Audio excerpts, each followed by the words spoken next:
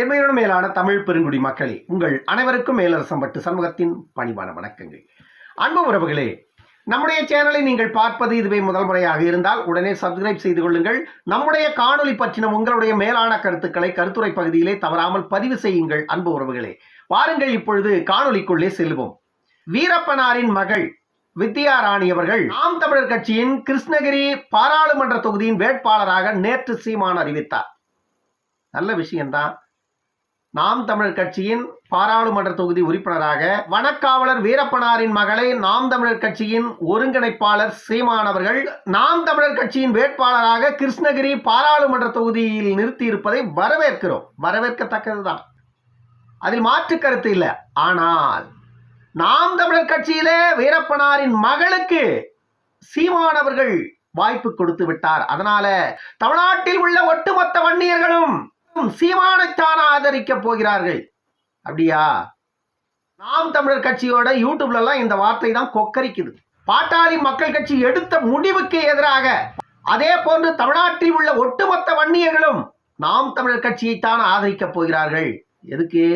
வித்யா ராணி அவர்களுக்கு வாய்ப்பு கொடுத்ததாலையா? ஆமா, எங்க தங்கச்சி வித்யா ராணிக்கு வாய்ப்பு கொடுத்துருக்கீங்க, தப்பு இல்லை. எங்க தங்கச்சிக்கு எதுக்காக வாய்ப்பு கொடுத்துருக்கீங்க?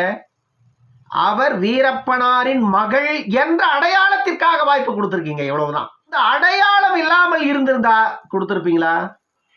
கண்டிப்பா மறுத்திருப்பீங்க. உங்களுடைய இலக்கு என்ன? ஓட்டு. வன்னியருடைய ஓட்டு மேல உங்களுக்கு ஒரு குறி. வன்னியருடைய வாக்கு பெற்றவர்கள் தான் தமிழ்நாட்டில் இதுவரைக்கும் எல்லா இடத்திலையும் அதிகாரத்தின் உச்சத்தை தொட்டு இருக்கிறார்கள். வன்னியர்களுடைய வாக்கை பெற்றவர்கள் தான் இதுவரையில் அதிகாரத்தின் உச்சத்தை தொட்டிருக்கிறார்கள் மக்கள் மன்றத்தில். இதை சீமானுடைய சகாக்கள் குறிவைக்கிறார்கள். அது சீமான் கொடுத்திருக்கின்ற ஒரு இலக்கு. இந்த இலக்கை நாம் அடைந்தால்தான் நாம் அதிகார வரம்புக்குள் நுழைய முடியும்னு சீமான் கொடுத்த இலக்கு அது. அதை நோக்கி அந்த ஐடி விங்கு நகர்ந்து கொண்டிருக்கிறது. அதனாலதான் சீமான் அவர்கள் தேடி தேடி அலைகிறார் வேட்பாளருக்கு. எதற்கு? வேட்பாளருக்கு தேடி தேடி அலைந்து பிடித்து 40 பேரை நிற்க வச்ச. சத்யராஜோட ஒரு சினிமா படத்துல வடிவேலும் சத்யராஜ் போய் ஒரு 11 பேர் கிரிக்கெட்டுக்கு ஆள் பிடிப்பாங்க. அந்த 11 பேரை கிரிக்கெட்ல ஆள் பிடிக்கிறதுக்கு சத்யராஜும் வடிவேல் சாரும் பண்ண அந்த காமெடி லூட்டி இருக்கு இல்லையா, அதையே மிஞ்சிடுச்சு நாம் தமிழர் கட்சியின் தலைவர் சீமான் பண்ண லூட்டி. ஏன்னா 40 பேரையும் தேடி பிடிக்கிறதுக்கு நீ யாரனா இரு. திருச்சி தொகுதியின் வேட்பாளராக களமிறக்கப்பட்டிருப்பவர் யார்? அவர் ஒரு மாடுபிடி வீரர், ஜல்லிக்கட்டு வீரர். அவர் தனியாக ஒரு அமைப்பை தொடங்கி அதை சிறப்பாக நடத்தி வந்தவர். நாம் தமிழர் கட்சியை சார்ந்தவர் அவர் கிடையாது. அதே போன்றுதான் வித்யா ராணி அவர்கள் இதுவரையில் நாம் தமிழர் கட்சியில் அவர் இருந்ததில்லை. ஆனால் இவர் தேடி அலைந்தார் வேட்பாளருக்காக. நீ யாரனா இரு, எங்கேனா இரு, உன்னுடைய அடையாளம் இந்த இயக்கத்திற்கு வேணும். உன்னுடைய அடையாளத்தை கொண்டு அந்த சமூகத்தை வளைக்கணும். இவ்வளவுதான் என்னுடைய இலக்கு. ஏன்னா இந்தந்த சமூகங்கள் எந்தெந்த இடத்துல எந்தெந்த சமூகங்களை வளைத்து இழுத்து உள்ள போட்டா அந்த சமூகத்துடைய ஓட்டு என் பெட்டிக்குள்ள வந்து விழுங்கிறதா இலக்கு. இதுதான் ஒவ்வொரு அரசியல் கட்சியின் கணக்கு. இதில் சீமான் ஒன்றும் விதிவிலக்கு இல்லை, இல்லையா? நாம் தமிழர் கட்சியின் வேட்பாளராக வீரப்பனாரின் மகளை நிறுத்தியதில் நாங்கள் பெருமை கொள்ளுகிறோம். அதற்காக வன்னியரின் வாக்கு எல்லாம் போயிட்டு உங்களுக்கு போற்ற மாட்டாங்க. ஏன்னா நீங்கள் வன்னியர்களுக்காக என்னத்தை செஞ்சீங்க? வன்னியர்களுக்காக என்னத்தை செஞ்சீங்க? நான் என்னன்ற பொதுவான ஒரு வேட்பாளர், ஒரு களத்துல ஒரு வேட்பாளரை நிறுத்தியிருக்கேன். இந்த வேட்பாளர் உங்களுக்கானவர். இந்த வேட்பாளர் உங்கள் உரிமைக்காக நாடாளுமன்றத்தில் பேசுவார். இந்த வேட்பாளர் இந்த தொகுதியின் பிரச்சனைகளை தீர்ப்பதற்கு நாடாளுமன்றத்தில் முழங்குவார். அவர் மீது அந்த நம்பிக்கையை கொடுங்க அந்த தொகுதி வாழ் மக்களுக்கு. இதுதான் ஒரு தொகுதிக்கான அறிமுகமாக இருக்குமே தவிர, இவர் வீரப்பனாரின் மகள், அவர் வனத்தை காப்பாற்றினார், என் மகள் இந்த இனத்தை காப்பாற்றுவாள், தப்பில்லை. அடையாளத்தை கொண்டு வந்துதான் இவரை நீங்கள் அறிமுகப்படுத்துகிறீர்கள். அந்த அடையாளத்தோடு இவரை அறிமுகம் செய்து வைத்து நீங்கள் அந்த சமூகத்தின் வாக்கை மட்டும் பெற்றுவிடலாம் என்று எண்ணினால் உங்களுக்கு தோல்விதான் மிஞ்சும், வேற வழி இல்லை. பாட்டாளி மக்கள் கட்சி பாட்டாளி வர்க்கத்தை நம்பிதான் ஒவ்வொரு வேட்பாளரே களத்தில் இருக்குது. களத்தில் இறக்குகின்ற வேட்பாளர்கள் அந்த மக்களின் உரிமைக்காக அவர்கள் செய்திருக்கின்ற சாதனைகளை முன்னிறுத்தி தான் பாட்டாளி மக்கள் கட்சி களத்தில் நிற்க வைக்குது. ஆனால் பாட்டாளி மக்கள் கட்சி சாதி கட்சி என்று பேசுகின்ற இதே நாம் தமிழர் கட்சியை சார்ந்தவர்களுக்கு நான் சொல்றேன், வன்னியர்களின் வாக்கை தமிழ்நாட்டில் வேறு இயக்கங்கள் பெறுவதற்கு தகுதியுடைய இயக்கம் ஒண்ணு கூட கிடையாது. ஆனால் அது வன்னியர்களுக்கே புரியல அப்படிங்கறதா எங்களுடைய பிரச்சனையே. பிற சமூகத்து மக்களின் வாக்குகளை கேட்பதற்கு பாட்டாளி மக்கள் கட்சியின் நிறுவன தலைவருக்கு உரிமை இருக்கிறது, அந்த கட்சியின் தலைவருக்கு உரிமை இருக்கிறது. ஏன்னா காரணம், அவர்கள் அனைத்து சமூகத்தின் மக்களுக்கும் அளப்பரிய சாதனைகள் செய்திருக்கிறார்கள், அளப்பரிய உரிமைகளை பெற்றுக் கொடுத்திருக்கிறார்கள்.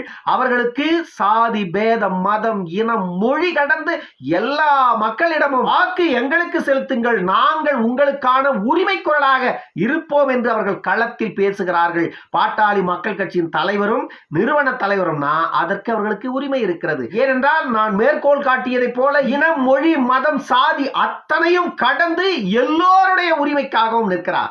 ஆனால் நீங்கள் அப்படியா? உங்களுடைய இலக்கு என்னவாக இருக்கிறது? தமிழ்நாட்டில் பெரும்பான்மையாக இருப்பவர்கள் வன்னியர்கள். வன்னியர்களின் வாக்கை நாம் அறுவடை செய்தால் மட்டும்தான் நாம் அதிகாரத்தின் வரம்புக்குள் செல்ல முடியும் என்பதை தீர்க்கமாக நாம் தமிழர் கட்சியின் ஒருங்கிணைப்பாளர் நாம் தமிழர் கட்சியின் ஐடி விங்குக்கு சொல்லி இருக்கார். அதைத்தான் அந்த ஐடி விங்கில எல்லா யூடியூப் சேனலையும் போய் பாருங்க. வன்னியர்களின் ஓட்டு தொடர்ந்து சீமானுக்கு பெருகிக் கொண்டே இருக்கிறது, வன்னியர்களின் ஆதரவு தொடர்ந்து சீமானுக்கு பெருகிக் கொண்டே இருக்கிறது. என்ன செஞ்சார் வன்னியர்களுக்கு? எதற்காக வன்னியர்கள் அவருக்கு ஆதரவு கொடுக்கிறார்கள்? பாட்டாளி மக்கள் கட்சி 40 ஆண்டுகளாக வன்னியர்களின் உரிமையை கேட்டதாலேயே அந்த கட்சிக்கு சாதி கட்சின்னு பேரு. வன்னியர்களின் உரிமையை கேட்டதாலேயே அந்த இயக்கத்தின் தலைவருக்கு மரமெட்டி தலைவர்னு பேரு. வன்னியர்களின் உரிமையை கேட்டதாலேயே அந்த தலைவர்களுக்கு பல இழிச்சொற்கள். இதுவெல்லாம் எதனால வந்தது? வன்னியர்களுக்கு அவர்கள் உரிமை கேட்டதனால.